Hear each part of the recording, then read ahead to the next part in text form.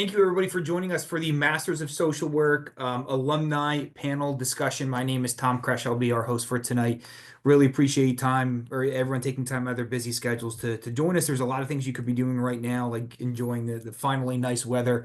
But you're choosing to spend that time with us, and we appreciate it. This will be a great opportunity to learn more about your potential experience in the Masters of Social Work program. We're confident our program has a lot to offer, but you don't have to take our word for it, right? This is your opportunity to hear from some of our most recent alumni and their experiences and how what they did in the program translated to their current career. The event should take between 30 and 40 minutes. We have some great questions lined up for our team here. The event is being recorded, so whether you're watching live or watching the recording, thank you very much for your time. But before we go any further, if everyone wouldn't mind introducing themselves, and we can start with Dr. Luca Becce. Hi, everyone. Thank you for being here. I see some very familiar names in the audience, and so welcome to our MSW virtual event. I'm excited because I think that our former students, our alum, are our best representatives, so I'm excited that all four of them are here. And I guess later, Tom, I can mention the generalists and the advanced, but welcome, everyone. Thank you. Professor Carson. Hi, I'm Tammy Carson. Also very excited to have a lot of you on here and welcome our esteemed alumni. I am the Director of Field Education in the MSW program, and Dr. Luca Becce and I have both been with the program since its inception, so we're glad to have you here. Thank you. Cass. Hello, I'm Cass, she, they pronouns. I am an MSW graduate of last May, and I was advanced standing. And Cass, I'm sorry, what are you doing now? What's your current job? I am the assistant program director for Community Services Group, one of the personal care homes. So it's a long-term care facility for individuals with mental health illnesses. Oh, that's great. That's great. Thank you. Thank you. Nick. All right. Hi, everyone. My name is Nick Beers. I also graduated last May. I was a generalist student, so I was in the 2-year program. And my current job is I'm an area manager at Family Care Home Health Agency. I oversee operations across Pennsylvania for in-home care services. Great. Thank you, Nick. Angel. Hi, everyone. My name's Angel Velasquez. My pronouns are she, her, hers. Just like Cass and Nick, I also graduated last year in the class of 2024 in the advanced standing program. And I currently work for AMA Counseling LLC in a dual role-ship as the student intern liaison as well as a therapist. Great. Thank you. And Nathan. Hi, my name is Nathan Savage. I am a 2023 generalist graduate. My current job is Northumberland County Administrator and Chief Clerk, and I also sit on Sunbury City Council. As my job as Chief Clerk, I oversee Human Services departments, so Area Agency on Aging, Mental Health, Children and Youth. I oversee mental health operations inside a prison and also drug and alcohol programs. Also some other larger things, but those are the ones specific to mental health and social work at this point. Great. Great. Thank you, Nathan. And before we get started, Dr. Luca Becce, I know you may have a couple things that you wanted to talk about, just generally about the program for anyone where this may be their first experience with our MSW program. Could you talk about the two different programs? We'll be referencing that a lot, the 2-year program versus the accelerated pathway. I'm sorry, advanced standing. Yeah, I'll start with the generalists. So we purposely asked students, our esteemed alum. I'm sorry, I keep calling you students. 2 from the generalist and 2 from advanced. So the generalist program is a 2-year program, and that is for non-social work majors. So our sister disciplines, psychology, sociology, criminal justice, you name it. And even poli-sci. So if you think it's not related enough, but you really want to work with people, if your degree is in history, you are welcome in our MSW. So that is a 60 credit program, and it is 2 years. The advanced standing program is for those students that majored in social work as undergrads, so that they have a BSW. The difference between the 2-year and the 1-year, and we had this confusion at our last event, so I just want to take a moment to quick clarify. The advanced standing is not It's not that it's harder than the generalists. It's just that the generalists, their first year, they're taking some courses that the advanced standing students took in their undergrad. We've actually had students say, oh, I want to be in the generalist because the advanced is too hard. It's not, because as soon as you reach that second year, the cohorts join. So you're going to be in the same classes. In fact, I think Angel and Nick and Cass, they were all in the same class in their final year. So just to clarify, it's that first year that BSW students take in their undergrad, so they don't have to retake in their master's. And then the second year is advanced courses, which everyone gets the same. I hope that clarifies. No, that's very helpful. And I know that the program was recently accredited by the CSWE. Can you talk about the importance of that and what that might mean for incoming students? We are accredited by the CSWE, the Council on Social Work Education, and that means that we are legit, people. Yay! Some of our students trusted us before we got this accreditation. We were in the application process and the candidacy process, and we are so grateful to them for trusting us that we would get this. So it means you're eligible to sit for licensure. So in the state of Pennsylvania, if you want to sit for the LSW, the LCSW, we are an accredited agency. And some employers will ask for, when they ask for a master's, they want the master's to be from an accredited institution. So it really just ensures, it gives us that extra seal of approval. All right, and then last question for you, Dr. Lukavece, before we dive into the agenda. Some of the, or I should say, the coursework, it sounds like it may be moving online as early as the fall of 2025. Good question. So we cannot officially advertise ourselves as 100% online because that takes, we have to get approval from PASHE and from the CSWE. More importantly, this is being recorded. I can't believe I just said that. But more importantly, the CSWE, our accrediting body. It is not as simple as saying, calling them up or checking off a box and saying, I wish, we want to go online. We have to do a substantive change form. And that we are in the process of that. Once we submit that application to get approval to move our program online, it could take the CSWE up to 6 months to respond to us. So for now, while we cannot officially say we're 100% online, our classes in the fall are online. We can say and we're aiming for January 2026 to be 100% online. That is our goal. Official start date. So that is why we cannot officially say we're 100% online with just having we can say we're hybrid according to our accreditors, and we can have up to 49% of our classes 100% online. And I don't know if Professor Carson wants to jump in on this, but I think I got it.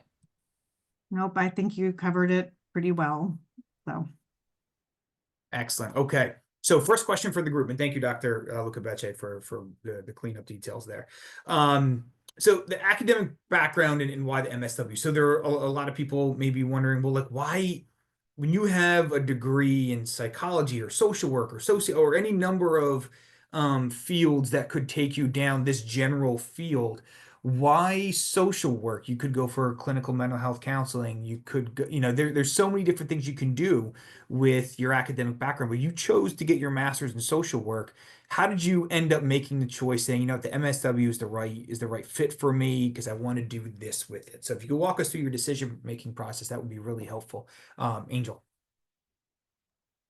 Sure. So I had two influences. One of them was my mom. She was an alumni at Bloomsburg before, or now Commonwealth.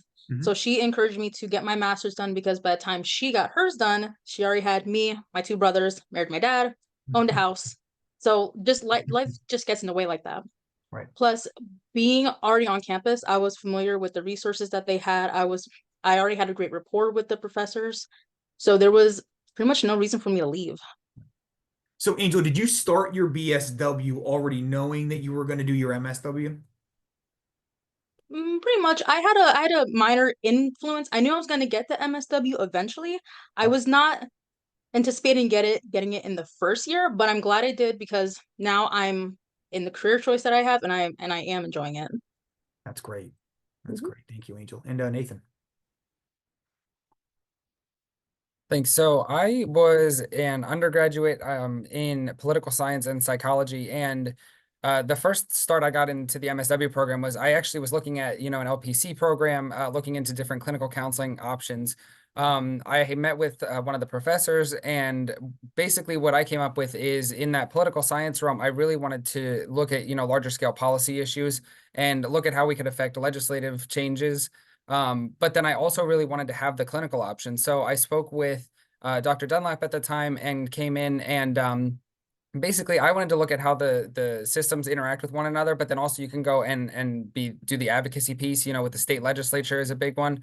I know that for myself personally, the clinical piece and the accreditation were really important. So, as Dr. Luca Becce alluded to, we have the accreditation now, but at that point when I was in the program, I could focus on policies and also just kind of the different theories of interaction. And it's really important to look at people not as sometimes gets deficit based in the psychological world. We look at them as people and how they interact. And those were big selling points to me because it became important to see how we interact with our environments, with ourselves, with our local leaders. I use it every day. I mean, I use the MSW every day at work, and not only overseeing those agencies, but in things such as grant writing, where some municipalities have prisons within their boundaries, and it affects the levels of grants that they get, and you can use that to affect policy locally as well. Mhm. Yeah, Nathan, you're a great example of you took a different discipline, but adjacent at the undergrad level, added on the MSW on top of that, and really what it did was amplify kind of both things and gave you this specialty that you could apply. So that's really interesting to hear. Thank you. Nick. Yeah, so just like Nathan, I kind of have the same sort of background. I graduated from Bloomsburg in 2017 with bachelor's degrees in history and political science. So I was looking for something that I could kind of infuse those with what I was doing in my current position. I've worked at the same agency this entire time, and we work directly with Medicare patients. So for me, one of the most important aspects was the fact that with an LCSW, which is the ultimate goal after getting an MSW from the accredited program, is that I can work directly with Medicare patients and we can bill. So as compared to getting an LPC, not that there's anything wrong with that, but the LCSW does give me a leg up with being able to work with more clientele, being able to work with different levels on the micro and the macro level, kind of just like what Nathan had talked about. No, that's a great point. Yes, thank you, Nick. Thank you. And Cass. So for me, I do not want to be an LCSW. I have no interest in clinical at all, which is very different than my cohort. For the most part, a lot of them were going for the LCSW. But I look at more of the macro. Like I said, I run a group home, so I don't do that one-on-one counseling with them. But I do get to use those skills for de-escalation and whatnot. But a lot of what I do is looking at the policies that we have in the home, and getting to write about that. So when I was in my bachelor's, I ended up needing to switch jobs, and I found this job, and I was on the floor with them, and I loved it. And then me and my partner who met in our bachelor's decided to go for our master's together at the same time.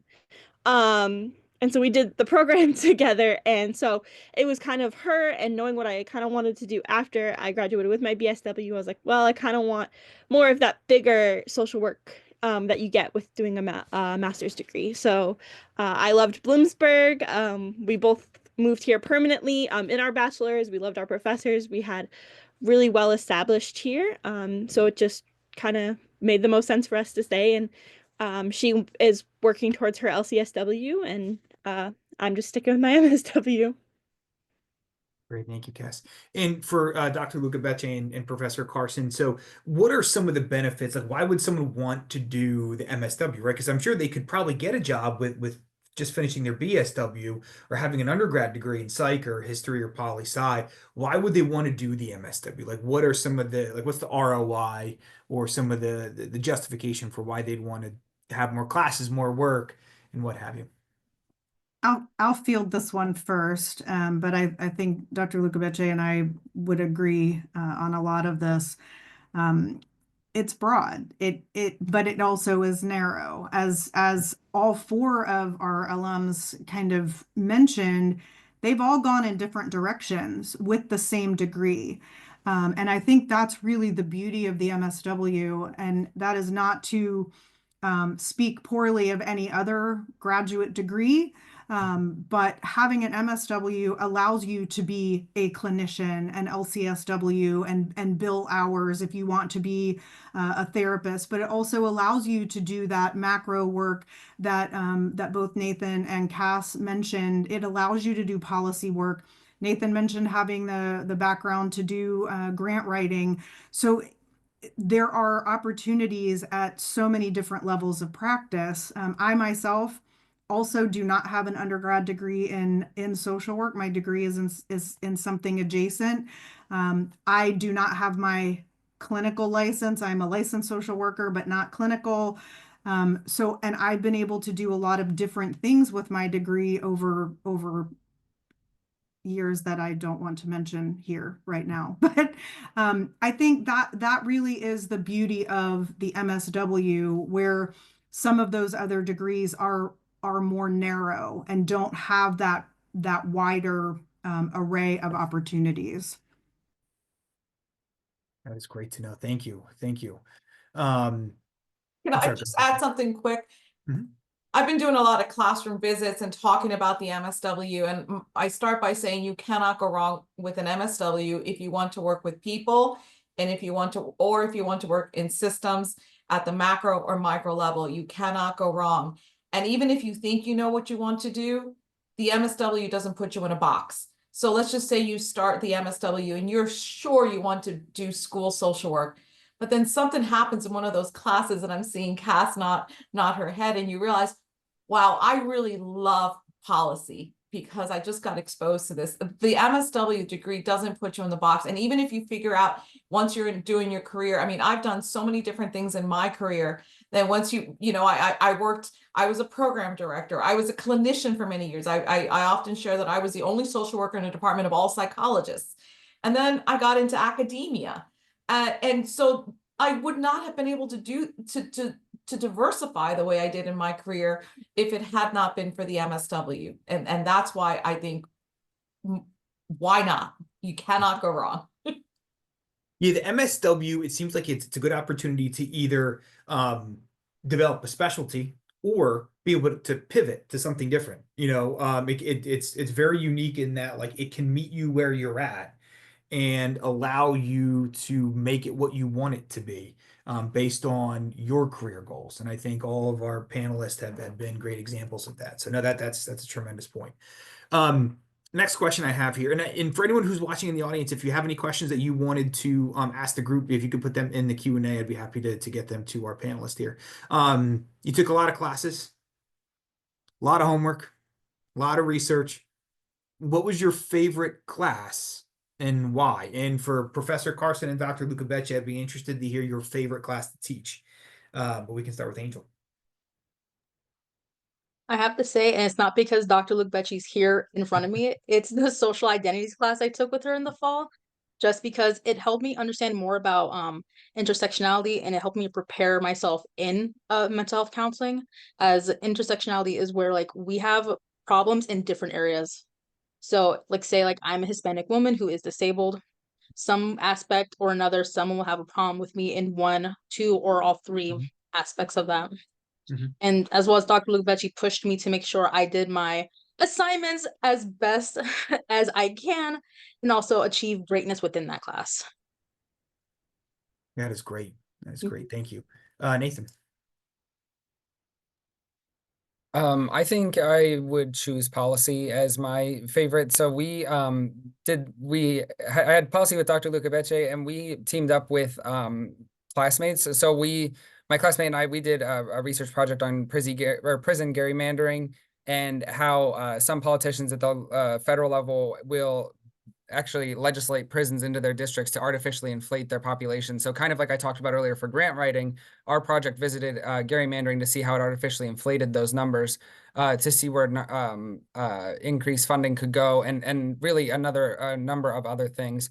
The other thing, though, is I would pair that too with a sister favorite, which was research. So we got to do advanced research and semester-long projects. And as long as our topics could fit into the MSW the MSW lens and how we could apply the MSW framework to it. Something I really struggled with when I came in was I was very psychology based, right? So then as I started learning how social workers are supposed to interact and think, now I'll circle back to the policy course. Dr. Luca Becce said, okay, you're thinking like a politician and you're thinking like a policy person, but now think like a social worker. And those bridges to me were the most important part. I'm sure the project was really cool, but being challenged very directly, as is usually my style, is, going from policy to procedure to MSW and trying to figure out how all of those things link together. And that's what helps you as an MSW achieve outcomes, is seeing how all these things interact together. That's a great answer. So in Nathan, you talked about research. And the research course is one of the required courses. So Professor Carson and Dr. Lukabetchik, can you talk about the process of how students identify their research topic? Is this something that's done in consultation? Like what type of support is there for students as they're going through their research project?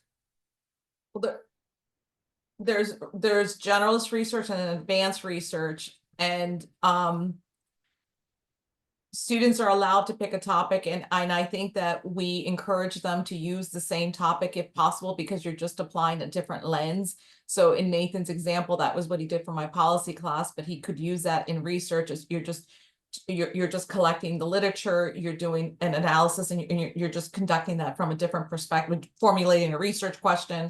You're just doing it from a different lens. It would be research course, but they can follow that, which is actually really a smart thing to do, because when I know that when I started my PhD work, somebody very wise said to me, pick a topic that you want your think about your dissertation now and start the topic now early on. And so I think we try to encourage that in the MSWs. Pick your passion. I don't want to give them a topic and say, this is what you have to do. So, maybe, I don't know, poverty it's important that we study it, but a student might be more interested in something like social justice in the prisons. By the way, I learned a lot from my students when they do these projects. I think of Nathan and Angel, different classes, but I learned a lot from their projects. And our learning is project-based, where a student starts from the beginning of the semester and follows it throughout the entire semester. And I think that gives them an opportunity to really engage with the material. So yeah, we do allow students to pick those topics. I would also piggyback on that to say, as the field director and somebody who's involved with all of the field placements, picking those topics that are also part of what they're doing in their internship makes it all come together in real time. So, and I'm looking at all four of our alums on here, and I know that they all did research policy work that was based on where they were in their internship. So again, back to my earlier comments about why the MSW, all four of them were doing very different things in those three courses, but all of them were doing synthesized projects, if that makes sense. No, that makes perfect sense. Yes, thank you. Thank you. And Cass. So my favorite class was the second year, or the advanced standing policy class. Like Nathan, I did tie my internship up. So my field placement, I worked in the LGBTQA Resource Center on Bloomsburg's campus. And then in my internship for my BSW, I worked in an autism clinic. So I was able to tie LGBTQ and autism issues together for my research and look at the number of individuals and like the kind of similarities between like those two communities and how much they overlap. And then for my policy project, I did discriminatory practices against the LGBTQ community. And so I was able to follow that from my BSW straight through my MSW, and just kind of keep reusing all of that research that I was finding. And instead of having to restart every time I was in a new class or working on two classes at the same time, I just stuck with my topic. I did it for my internship, and I was able to present on it in my internship as well, for the campus students. So I was able to kind of bring that all the way through. Yeah, it allowed you to probably go deeper into the source material because you had the consistency of being a similar topic. Yeah, that's a great example. And then I got to present it to all my classmates and professors as like my final, right before I graduated. We presented our research that we had worked on all semester. And for me, it had been almost 2 full years of working on this, and I got to present it, which was just so much fun. I really enjoyed that. Oh, that's awesome. No pressure there though, right? You can also And, invite your family, and that was also very stressful. yeah, honestly, that may have been like the toughest part, right? Yeah, I hear you. Thank you. And Nick.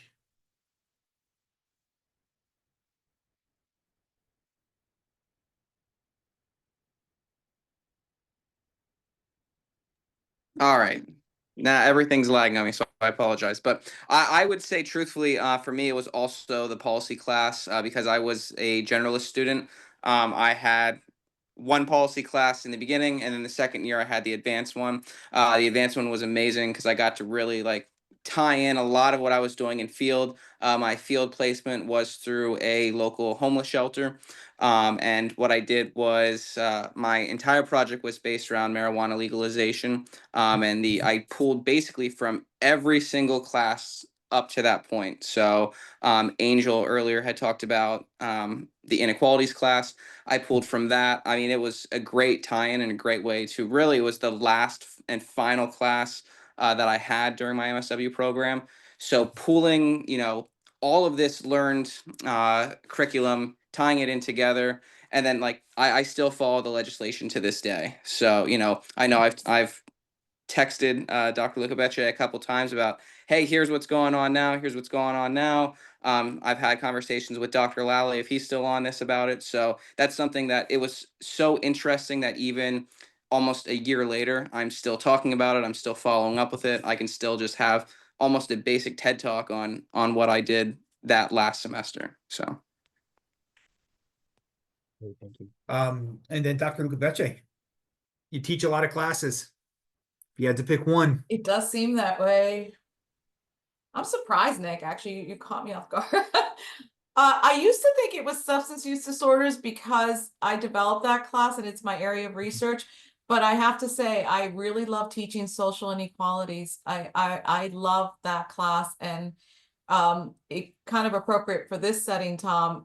That is one of the classes that that I've been preparing this semester for going 100% online. So I've been creating some asynchronous creative assignments where not where I ask a question on a discussion post and students have to answer. Like just this week's assignment, they have to watch an immigration video and then they have to go out and interview people, ask them 3 questions about immigration, and then they have to report their findings. So really hands-on. So I'm working on asynchronous assignments that are very hands-on and gets the student out and about, not just glued to a computer typing in a response to a discussion post. That is great. Yeah, sounds like a very interesting class. Absolutely. And Professor Carson. Well, I mean, I have to say field because that's what I do. But I have taught across the MSW curriculum at a previous university, and while my background, my MSW studies were clinically focused, I also have a master's in public administration, so merging those things together. And as we've already talked about, I have learned over time that I really like and appreciate macro work, policy work, advocacy.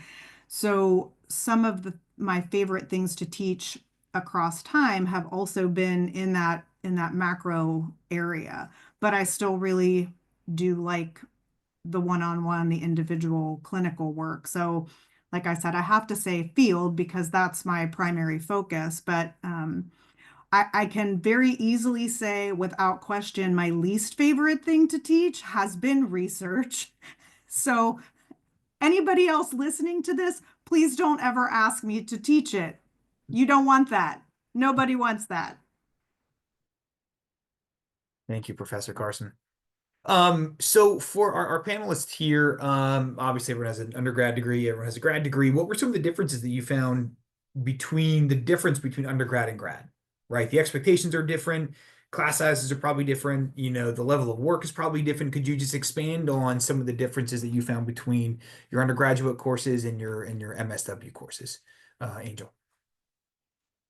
Well, and I'm pretty sure maybe all of us experienced this, but during my bachelor's degree, it was during COVID.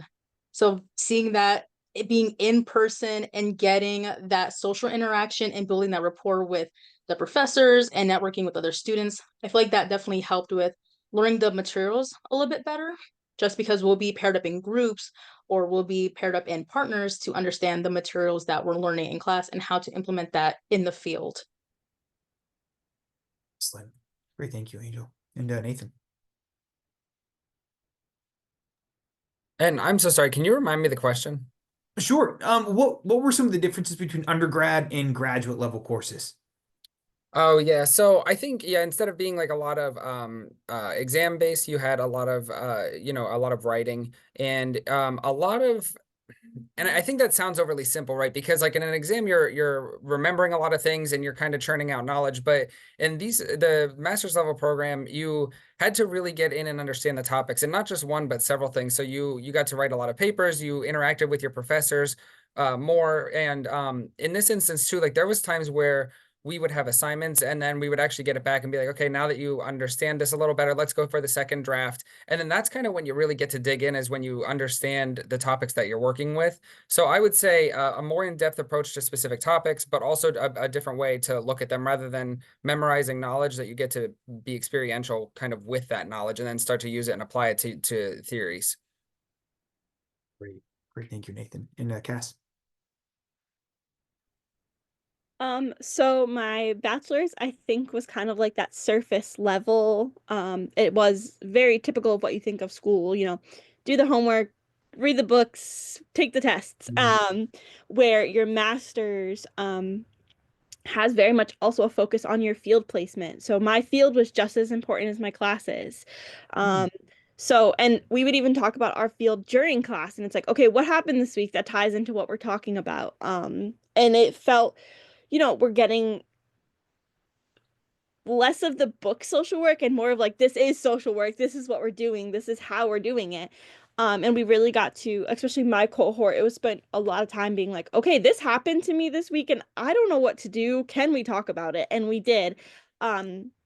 Specifically in that field class, you meet every week, every other week, depending, and you really get to talk about those experiences where in my undergrad field placement, I met with my class on Mondays and like I had my supervision, but it wasn't like we didn't necessarily always talk about like what was happening, and it wasn't always tied back into class because there was only one class at the same time as me at BSW. But with my MSW, like we were meeting every day for classes and then we were meeting for field, and really just getting to dive deeper into like, this is social work, we're in the field, we're all doing it. That's great. Thank you. And Nick. So I think really is that I went from having, large seminar classes, 150 people, whatever it was, to really specialized classes that was individualized attention. What I found is I got out of it what I put into it. So it wasn't like my bachelor's degrees where I could, I could go to class or, you skip a couple classes. No, the expectation is that you walk in there and you're treated like a professional and, you act like a professional. Everyone gave courtesy to each other. They gave each other the time to listen. It was a safe space. I mean, it was really like our cohort became a family. We went from, in my generalist program, we had 4 students together. And then our second year, we went together and we joined in with the specialist students who came in like Cass and Angel, and it really became like a 16-person cohort. We supported each other. We knew that we had each other's backs. And most importantly, I think, is that I felt more connected to the professors and to the staff that worked in the social work department, as compared to in my undergrad. I didn't really know, those people. I knew the professors that I had, but in my master's program, there was this, this one-on-one. And hey, I noticed that, this is happening or that's happening, or, I can see this change in your papers. Like there was constant check-ins. So I really think that there's that cohesion and, really just a caring environment. So that was the big difference for me. No, And that's a good point. Thomas, oh, sorry, before we move on to a different question, I also want to emphasize that in the master's program, you only focus on your social work classes other than your electives versus the bachelor's program. Because I believe in the bachelor's, you still have to complete other goals and groups in order to graduate, whereas the master's, unless you want to take an outside class as an elective, you're only focusing on the social work classes that you're in the program for. Yeah, and Angel, honestly, that's such a good point too. As you go through your academic journey, the scope gets more narrow as you find what you want to do, right? And the expectation is when you cross the graduation stage, with your MSW, like you're going to be dealing with some heavy topics, like, and you're going to be doing very impactful work, and you've got to be ready. And the way you're going to be ready is through the coursework and the research and your field experiences. So like you don't have the latitude to, like, there are no gen eds in graduate level study, and that's good, right? Because you'll Yeah, be well prepared, but you also take courses you're more interested in, right? You for probably sure. found your passion. Yeah. And if you make a case for it in the MSW that you want to say, I took an intro to disability studies for one of my electives because that was my focus at the time, you can make that as a case for who your advisor is, and they'll approve it as long as you're able to implement it in your field work in some way or form, or in your studies. Yeah, and that's great. And yeah, I'm glad you made that point. I'm glad you made that point. Thank you, Angel. And Professor Lucabece and Professor Carson, from the teaching perspective, from a faculty perspective, what are some of the differences that you notice between undergraduate and graduate level courses in the MSW? Well, I have a higher expectation for preparation. I am not there to lecture. We expect our students to come to class prepared and to have done some of the reading, at least a cursory glance at it, and so the expectation is that, you know, it's a seminar style. Our graduate classes, we want to hear from our students. And as I mentioned earlier, I've learned a lot from their assignments. I mean, these are really cool assignments that the product has been outstanding. I'm actually humbled by it. You know, Nick is right about his marijuana project. Nathan, I still talk about the gerrymandering, and I mentioned Cass with when I mentioned Bloomsburg and LGBTQ rights, and Angel, I mention you all the time as the student who interviewed two people instead of one, and it was so insightful. So honestly, I want participation from my students, and as Nick said, is you get from it what you put into it. And you know, that just enriches our discussion. I want to hear from my students. Lord knows I can talk, so yes, I am ready to lecture if I need to. But I know that they're going to get more from it from each other. Yeah, I would agree. And again, I come primarily from the perspective of of field placement, of internships, but there is a higher expectation, and partly because the students are making a choice to be in a graduate program. And that's not to say that students in undergraduate programs haven't made a choice, but as an undergrad, even if you're coming in as a non-traditional student, you're still navigating that. You're still trying to figure out where it is that you want to land. When you've made a commitment to a graduate program, whether it is social work or psychology or whatever it might be, you've made that commitment to that profession, to that discipline. So I think there's a different level of commitment to the program when a student comes in. So I think that expectation goes both ways. And I think that students coming into a graduate program have an expectation of their professors and of the program, because there are many MSW programs out there. Choose us because of what our alums are saying, what Nick said, what the others have said, because we do care and we do connect with our students. So anyway. No, that's great perspective. Thank you. Thank you, Professor Carson. So we have a couple great questions in the Q&A. One from Kathleen here that I think a lot of people are probably wondering, but what are some of the courses that are required for the advanced standing master's program? That may be a good question for Professor Carson or Dr. Lucabece.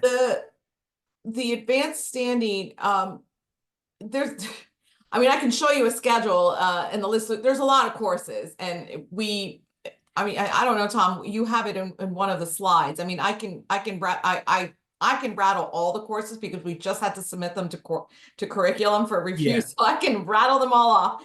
But so if you want, and I'm sorry to interrupt, Dr. Lucabece, Kathleen, that's a great question, and I'm sure you're not the only person asking or wondering that. So I will put the courses in the chat. And for anyone who's watching the recording, it's available on the MSW program website, but I'll drop them in the chat. That is a very good question, though. I think it's better because it's 36 credits, so it's a lot of to rattle off. Yes, yep. I would also add to that, though, they are the same courses as the generalist year. So when you look at the list of both years, they look almost identical, but the first one for the generalist year students is kind of the intro, and then for advanced standing slash specialization year, it is the advanced level of that course. So you look at them side by side, they look very, very similar. And that's why the cohorts then come together in the second year. What is the framework that will support a seminar type class in an online platform? What does that look like when an assignment is asynchronous? It's a good question. So I think that when we're doing asynchronous work, I 100% believe that students have to be engaged with the material. So I actually have to work harder for an asynchronous assignment, because when I'm in front of a class, like I said, I know my stuff. I can talk, I can lecture, we get some good discussions going. It's not that much different when we do the synchronous online. I send a discussion question, I send some ideas that we're going to talk about in class, and the students know in advance what we're going to be doing. The asynchronous assignments are about that material, but just looking at it in a different way. So the reason I mentioned the immigration assignment is because we're covering that portion in the book right now, and we covered it from a theories perspective, but now I want them to really live that theories perspective.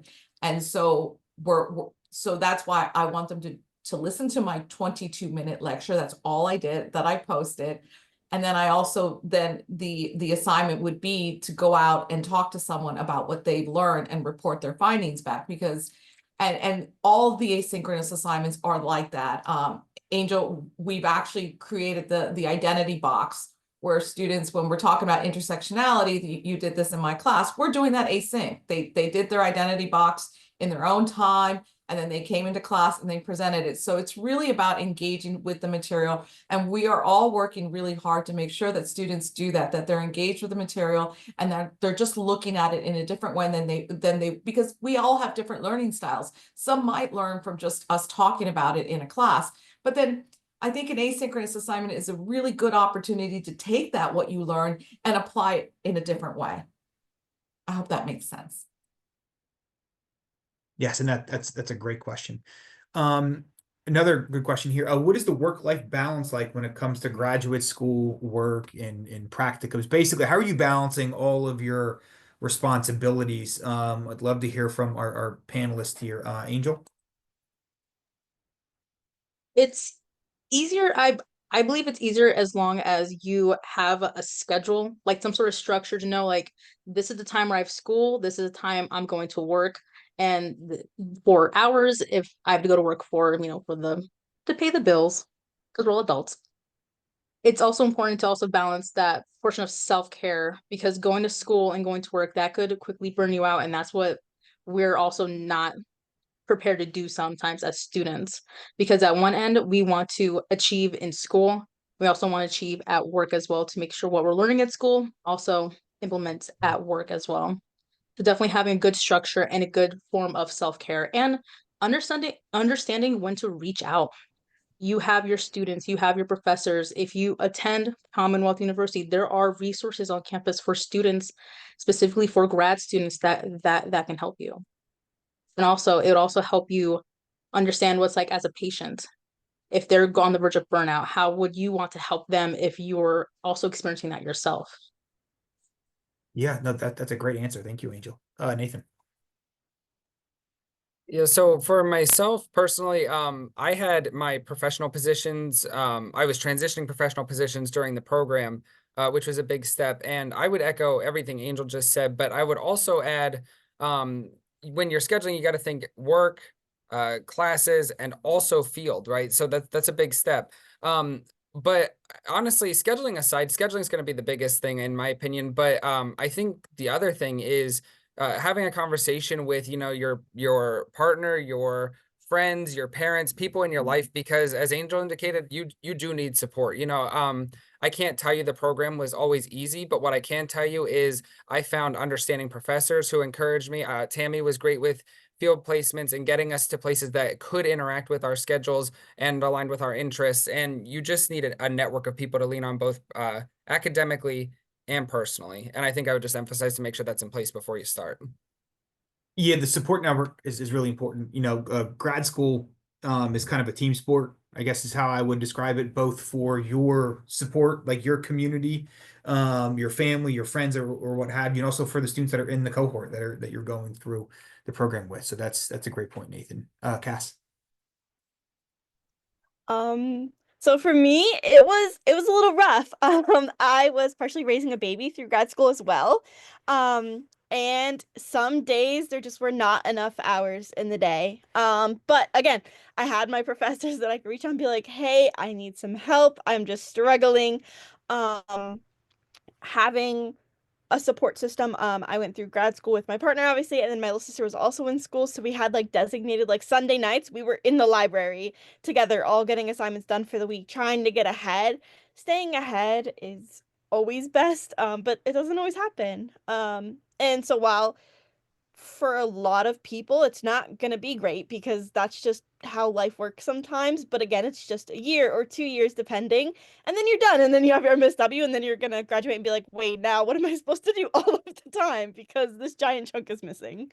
So it's just push through. The professors at Commonwealth are fantastic. They are so helpful. They understand that life happens. And just connecting with them, talking with them, being like, hey, like, things aren't great right now, and they'll help you, and they'll be like, okay, here's some resources, here's some resources at the university, here's what we can help you with. They'll help you get through it. Yeah, great. Thank you, Cass. And Nick. So when I came into the program, I was scared because I have a full-time job Monday through Friday, 8 to 4. I have a part-time job working evenings sporadically. I had to do this field placement that wasn't set up through my job, so it was basically an additional job, and then doing all of the workload of what the classes brought on. And I really think, without having the help of everyone in that department, whether it was going to Tammy and saying, hey, like field placement, this is happening or that's happening, or I don't know what I'm going to do with my schedule. And she's just telling me to calm down for the first, 6 weeks until I got used to it. Having all of my professors who just, would check in and say, hey, are you doing self-care, right? Are you, taking time for yourself? Are you able to do the work? And, if I needed an extension here or there, they would be very understanding because I was open and transparent with them along the process. I would say going to grad school isn't something to take lightly. It's a decision that you need to weigh and really understand the commitment portion of it because I think just like Cass had said is, everyone's situation is different. Mine was I was out of school for 5 years before finally returning, and I returned back to my alma mater to get a degree in something that wasn't in the discipline that I already had, been familiarized with because I knew that it would ultimately put me in a position, to be better off at the end. Was it hard work? 110%. Do I look back and like I just think, how did I get through that? Yes. Every day I'm like, wow.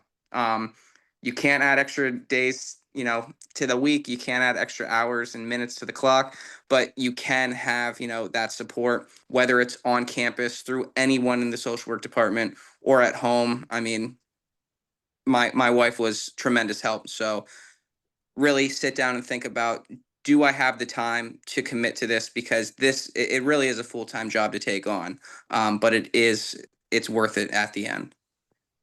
Yeah, and Nick, you hit it there at the end insofar as it's delayed gratification, right? It's short-term inconvenience for long-term benefit.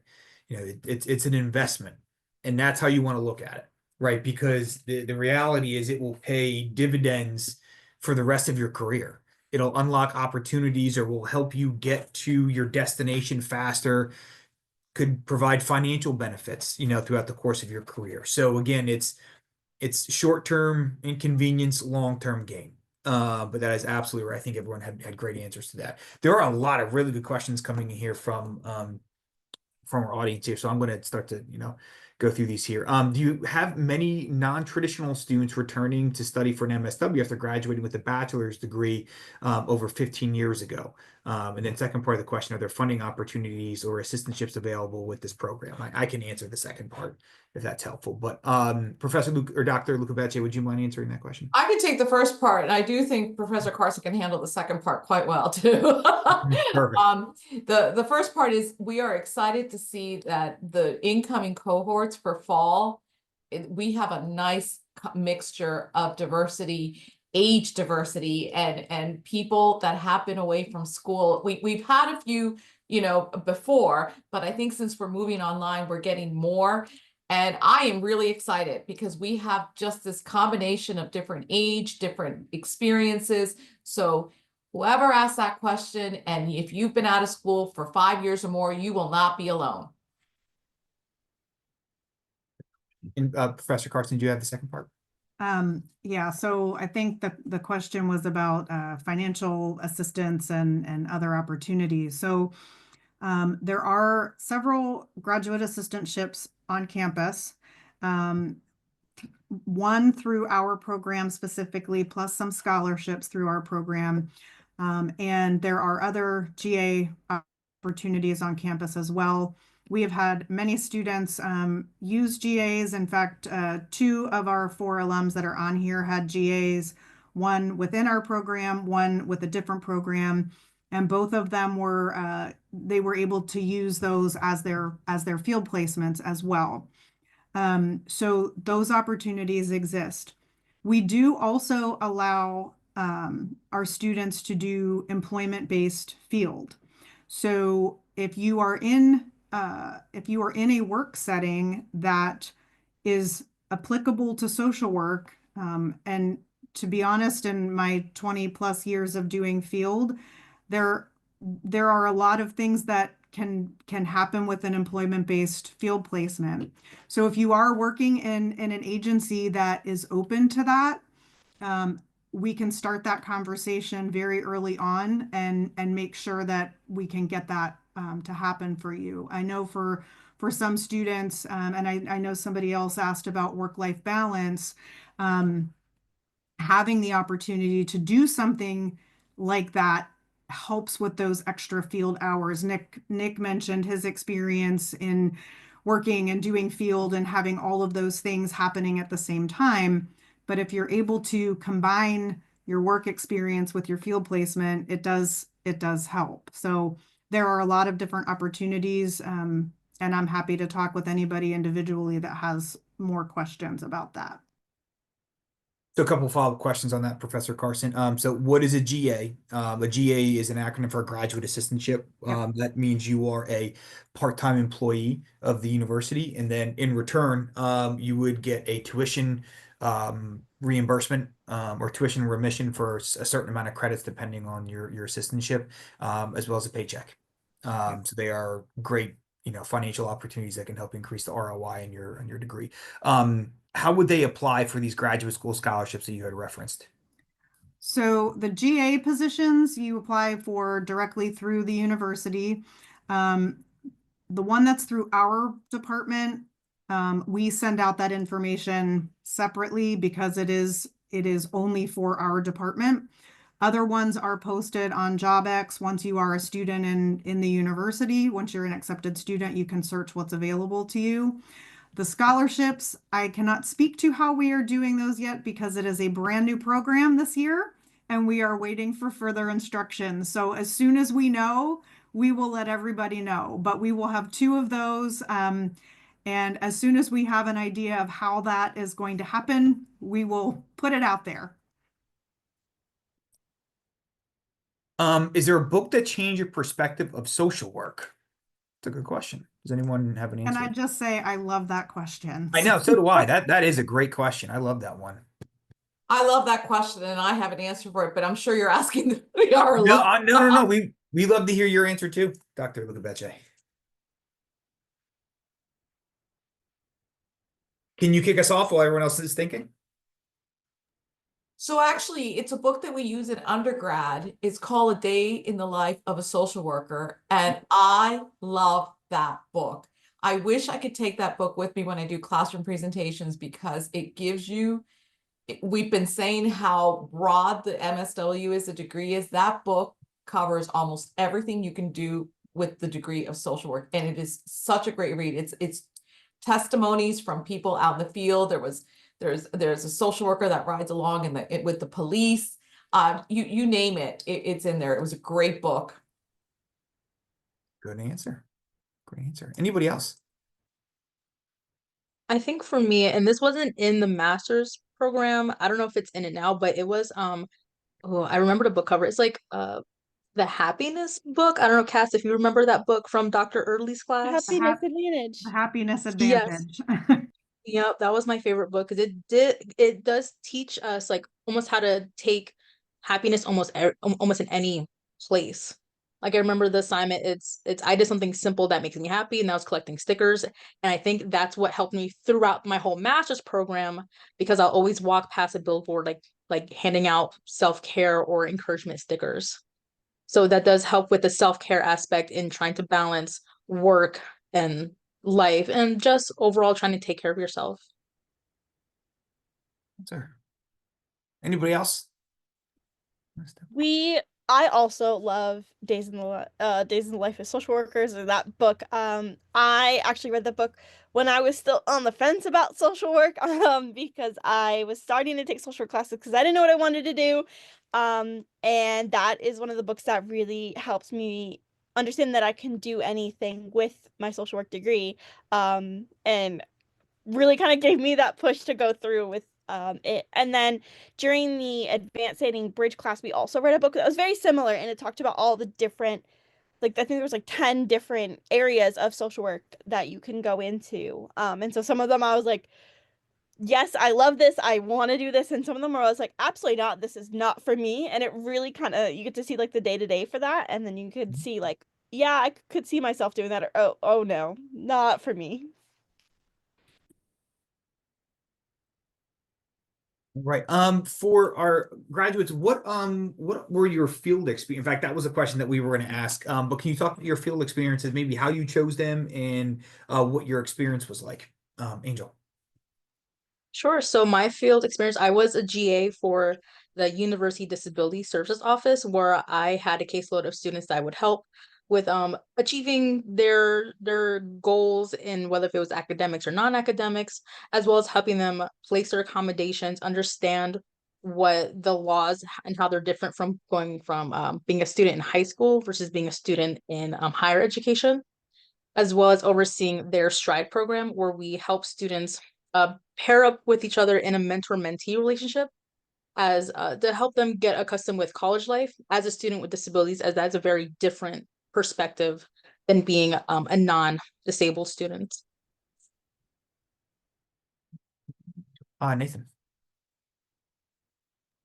So mine, I can probably actually bridge a few of the things that were discussed tonight. So I started my, so I had to do the first 400 hours of field experience with, because I was the generalist. So I did that with a drug and alcohol provider. So I got to go in and actually sit in with drug and alcohol clients and do some of the one-on-one experience with the counselor that was in there.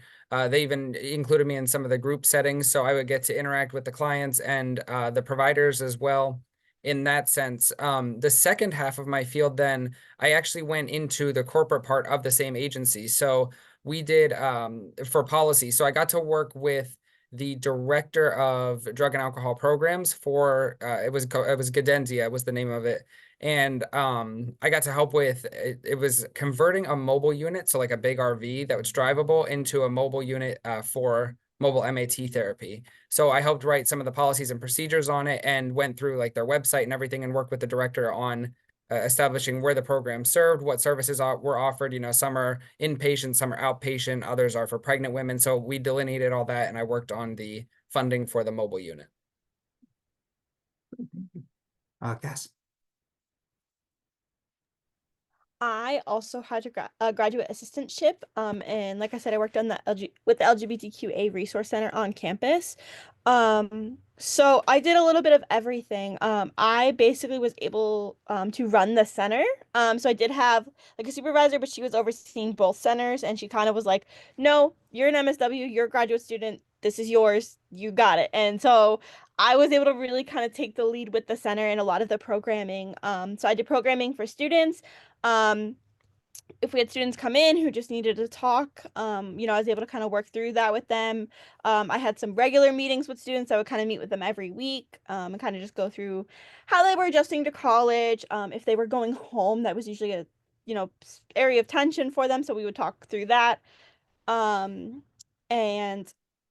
I also got to supervise the like work study students. So I was able to get a little bit of supervisory experience and was kind of be like their point of contact for like making sure they were scheduling and if they weren't kind of come in, like what we were going to do to make sure the center got to stay open. I got to bring a speaker to campus. That was a pretty big event, which was super fun, and that was in combination with all three campuses and all of the different like offices on each of the campuses to get the funding. So I got to work a little bit about like reaching out to other people to find funding for things. So it was quite a diverse opportunity. Great, thank you, Cass. And Nick. So mine was through the Gatehouse, homeless shelter in Danville that covers Columbia and Montour counties. I did actually a lot of hands-on experience with that. So I did case management. I did one-on-one and group meetings. I did a lot of discharge planning. I was part of the intake process. And then the latter half of my internship, I got to write grants. And actually, I was so just taken back by the amazing work that they did that I stayed on with them after graduation, and I'm still on their board of directors. So it's fun to still see the grants that I wrote 6, 7, 8 months ago are still being approved and being sent to them. So it's great. And just out of curiosity for the group, how did you identify your field experience? Because there's so many different things you can do. Like, how did you, pick, land on where you ended up doing your field experience at? Does anyone have any? And you can just jump in if you have an answer. Go ahead, Nathan. Nate, you can go. So my start was into like the local county was in the drug and alcohol and treatment courts. So we in our county we have like veterans court, we have mental health court, we have drug and alcohol court. And so when I saw the way that these teams interacted, you have a district attorney at the table, probation, parole, you have a judge, you have treatment officials. And when I got the opportunity to go to Gadenzia, I thought this is a really good blend for me to bridge that team policy, you get the quasi legal, you get the treatment aspect of it, but then also the policy side of it as to like how these drug and alcohol programs work. And because you have to think too, like I was working within a system that already existed in other counties, these things didn't already exist. So then I ended up getting to bridge this and help expand treatment courts into other counties based on our model. So I knew that going with Gadenzia was the way that I could have direct access to all of those. And I was lucky enough that I found somebody there. And Tammy worked really hard with me to get in there and then bridge that project into the policy side too. Nick, were you going to add to that? Yeah, so mine, truthfully, it was Tammy. I got to give all the credit to her there because earlier I said about how I was just bothering her for almost, it felt like the first 4 to 5 weeks of this program, figuring out where I was going to be placed. So she said, "Hey, I have this great opportunity." She's a wealth of knowledge across all of the local area through different agencies, and she asked us a questionnaire. She asked what we were into, and I thought that I was more into doing micro work. And then she said, "Listen, Nick, like you can do micro work, but you have to see how it influences macro work, and how macro work influences micro work." So she had come to me and said, "Hey, I have this opportunity. It's through a local homeless shelter." And at first I was timid, there was a lot of trepidation. I said, "I don't know if that's what I want. I don't know if it's going to work out." She just kept telling me, "Listen, try it, go meet with them." So they actually sat down with me. They had a formal interview process. Everything went well, and the rest is history. So a lot of it was just open conversations with Tammy over the course of a few different weeks, saying, what my interests were, what I wanted to get out of this program. And then she found something that fit not only my interest, but the limited schedule of availability that I had as well, working 2 jobs and figuring out when I can fit that in and what would work best with my schedule and what my academic goals were. Angel or Cass, do you have anything to add? I've always known I wanted to work with people with disabilities during my undergrad, and I had an opportunity to do that on campus through the Stride program as being hired as a mentor. And then during that same undergrad degree, I was able to do my internship that spring semester, and I must have done a good job because they asked me directly to be the GA for the upcoming fall semester. So that's what inspired me to stick around with the office itself in a new role that gave me a lot of perspective on what it's like for students coming into college versus seeing students already in college and seeing how they're doing uh, with their academics and accommodations. Great, thank you. And Cass? I was able to work with the LGBTQ Resource Center, kind of like I was the president of the club on campus, so I didn't work directly with the center, but we were kind of partnerships all of the time.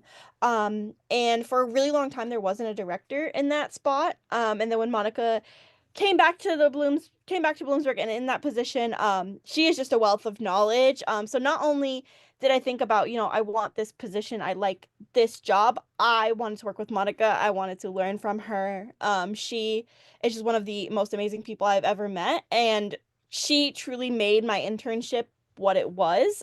Even with like her giving me the lead, like that gave me the confidence to now be in a supervisory position where like 2 years ago, if you would have been like, this is what you're going to do in 2 years, I would have been like, no, you're crazy. I can't do that. But she really gave me that confidence and just always had so much confidence in me that it really allowed me to grow in my spot. So while, yes, I loved the Resource Center, I truly loved working with Monica. What did your self-care routine look like during the program? Good question. Angel. I had to force myself to touch grass. So that's because I would stay cooped up in my bedroom just writing papers. So at one point I got frustrated. So I literally stood up and I was like, you know what? I'm gonna go for a walk.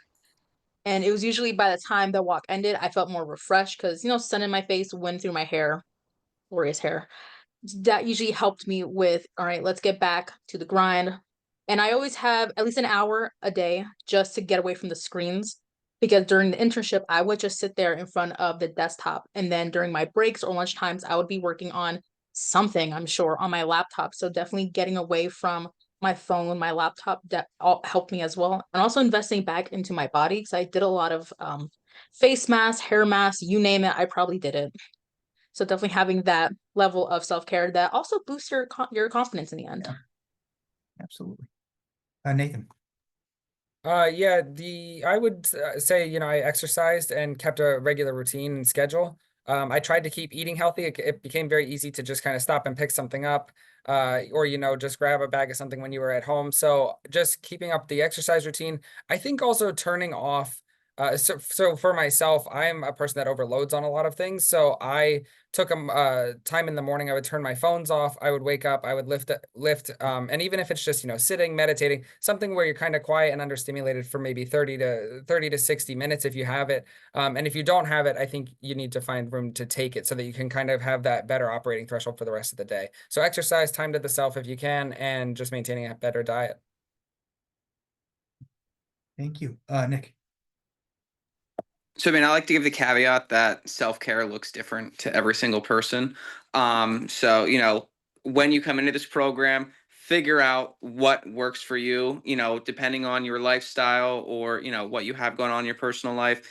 Definitely sit down and think about it, because I'm a person that I just did not participate in self-care at all. And I almost burnt myself out numerous times throughout this program because I just did not take the time to step back, breathe, go out and enjoy nature, go for a walk, remove myself away from any sort of social media or any sort of device for even, 10, 15 minutes. So, really it's just, to me, it's just being outside, nature, things like that. But I urge everyone, is like when you come on and if you undertake this, understand that, figure out what works for you, talk to the professors, because really, each one of my professors always checked in to make sure that I was participating in self-care. They did it with every single person in the program, which I thought was fantastic because I've never had anyone like actually care more. It was, it's always just turn your work in, get that paper done, meet those deadlines. But here they're making sure that you're actually doing it. So if you're going to do it, make that plan. It's going to be something that you have to do anyway for field placement, but stick to it then as well. So. Well, and it honestly, it's something you're gonna have to be mindful of for the rest of your life. As you work, it's no different. And Cass, I'm sorry, I totally skipped over you. Cass, what was your self-care routine? So I try to just continue to like enjoy everything. So one of my biggest things was there's no reason I can't do homework at the beach. So we went away for like an entire weekend and we did homework from a really fun hotel and got to look at the ocean. And then after we were done with homework, we got to go spend some time at the beach. And with the program being online, there's no reason you can't do your class from a hotel by the beach because that's for me that was a happy place. And so I was able to travel a few times through grad school. And I just took my work with me because there was no reason I couldn't do it elsewhere. I went back home to see my family and I would just do the homework on my mom's deck for a few days. So really just taking advantage of like when you have that work, you don't always have to do it in the same place or in a dark library room. Like if you're able to multitask or you're able to be elsewhere, kind of do that. I also spent a lot of time in the car because I was, working in grad school and internship and everything. And so I really took advantage of that time in the car and I wouldn't call anyone and I wouldn't talk to anyone. I would just listen to music or a podcast. And I just was like, this is my time because I didn't have a lot of time. So I made it. No, and that's a great point too about the program going to an online delivery where you will have that degree of flexibility. You're right, and yeah, you can do homework from anywhere you want. That I is want to chime in very quick. I know a couple of you said that professors always were checking in. As far as field goes, it is something that was on the agenda every week in field. I still ask that question every week. And one of our competencies, our very first competency is professionalism, and self-care is part of that. Likewise, our code of ethics emphasizes self-care. So sometimes if we have a student who is really struggling with that, I will ask them to incorporate it into their learning plan for field so that they almost are obligated to do some level of self-care, even if it is, I know one of you mentioned an hour. Sometimes if a student can even find 10 minutes to just get up and take a walk, or like Angel said, touch grass. And I know that my colleagues all are constantly asking about self-care because, as you mentioned, Tom, it is something that we have to address throughout our career because of the type of work that we do.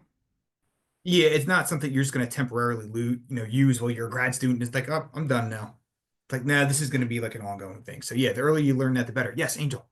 I also want to add on what Tammy was saying. I believe another form of self-care is also setting boundaries, understanding what happens at work stays at work, because we also have that. I don't know if Cass also experienced this. I would have students emailing me asking like, hey, I need help with this, I need help with that. And I would always revert back like, okay, let's meet back in the office, because if I'm off campus, there's nothing more I could do, especially if campus has the what's it called, the internet security, where I can't access the GA Yeah. files, the GA websites that I usually do. So definitely having that, setting boundaries for yourself is also respecting yourself in the long run. Yes, yep, totally agree. Dr. Lukabetche and Professor Carson, can you talk about the application in the admission process? So the application, I did see that some of you have said, and I have students reaching out to me and saying, I completed it. But if there's something missing, like if there's a transcript missing, or usually it's a letter of recommendation that holds up the process, we don't get that application for review until it is complete. So I know that there's a sense of accomplishment when you do your personal statement, but until all the materials are in, we don't review it. And then once all the materials are in, then admissions, Rachel will forward it to me, and then I will forward the applications to the committee. Right now, so for those of you, I also have students saying, what's the deadline to apply? And sure, if you're applying for fall, the deadline technically isn't until August, but and people have asked me, are you serious about this? We take pride in that. You've heard our alum talk about that care that we give to each student. Advanced stand-in is only going to be 15 people and the generalist is 10. Those are our recruitment goals. So apply now if you're thinking, because I don't want it to start too big, because we also have other students and I don't want to lose that personal attention that we give our students. So apply quickly, sooner rather than later, despite the deadline. So then once you apply the app, I'd say I submitted to the committee. Right now, how many? I think we're reviewing like 6 right now. Yeah, and I have to be careful because I don't want the committee to come after me, like you keep sending us. And then once the committee reviews, then I review. And then if it's pretty straightforward, the committee's consistent, then we accept, and then it goes back to admissions, and admissions, it sends you a letter. One thing that a lot of people don't realize is once you get that acceptance letter, you have to accept, or else you're not considered an accepted student. So that's another step that I know that admissions is very diligent about reminding students, and I just sent out a couple emails saying to students, hey, you've been accepted, can you let us know what you want to do? Can you accept, or, let us know. But that's generally this is a very busy time of year. Earlier we were able to move them quicker, but right now, I mean, we're not even going to be able to. So I'd say about 2 weeks before we make a decision, and then however long it takes admissions to issue that decision to the applicant. I would say once we get a decision back from the admission committee, within a day, at that point, and Dr. Lucabeche is correct. You will likely hear from some combination of myself or my colleagues, Rachel and Chelsea from Graduate Admissions, who are awesome team members and also great, great, people who can provide support and answer questions. And, we really have a great team here between the MSW faculty and students and our grad admissions team. Actually, Tom, you guys have been fantastic. This is my first semester as program director, and it has been such a joy working with you and Rachel. I look forward to Chelsea. She ran over some supplies for me today. She met me at the building. Just great people. And yes, and if there's a question I miss, Rachel's there to pick up on that question. So great team. Yes, thank you for that. Yeah, Rachel's for sure the team MVP, definitely.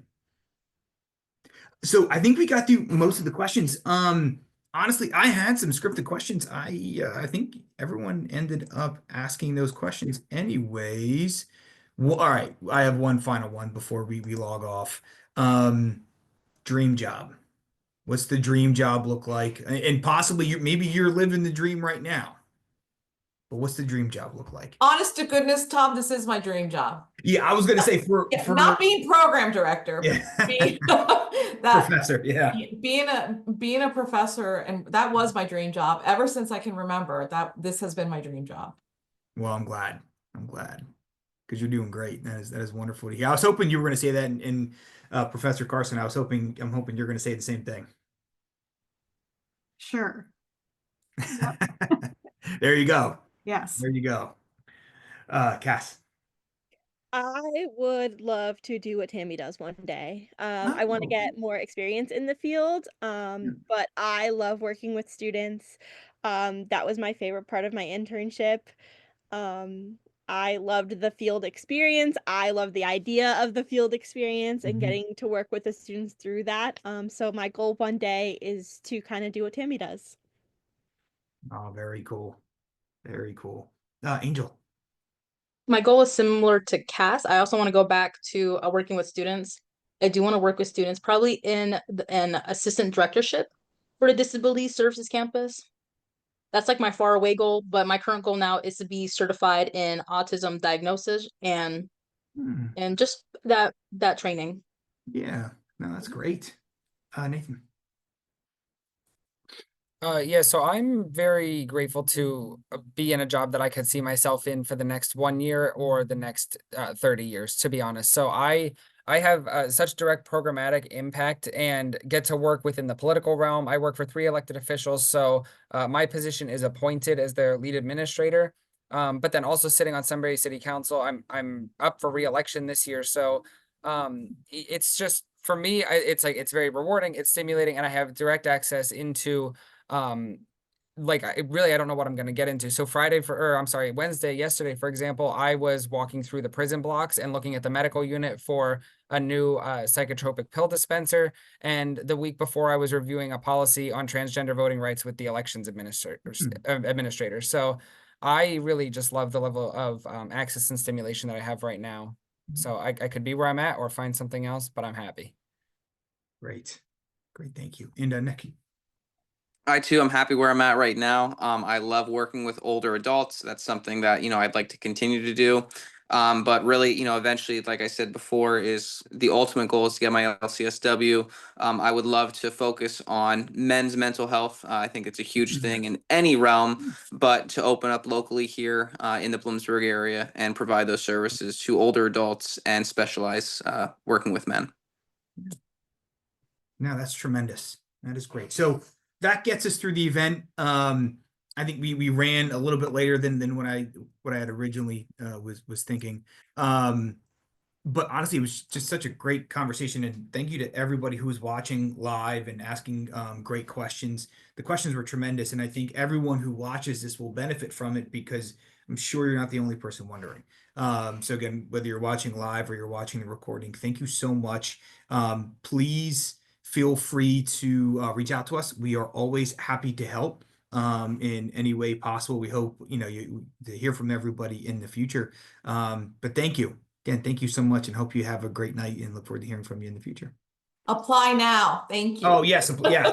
There you go. Right. Yes. Thank you to our panelists, really. Yes. And thank you to our panelists too, who you guys all did amazing. And Professor Carson, Dr. Luca Becce, thank you very much. Thanks, everyone. Great. Thank you.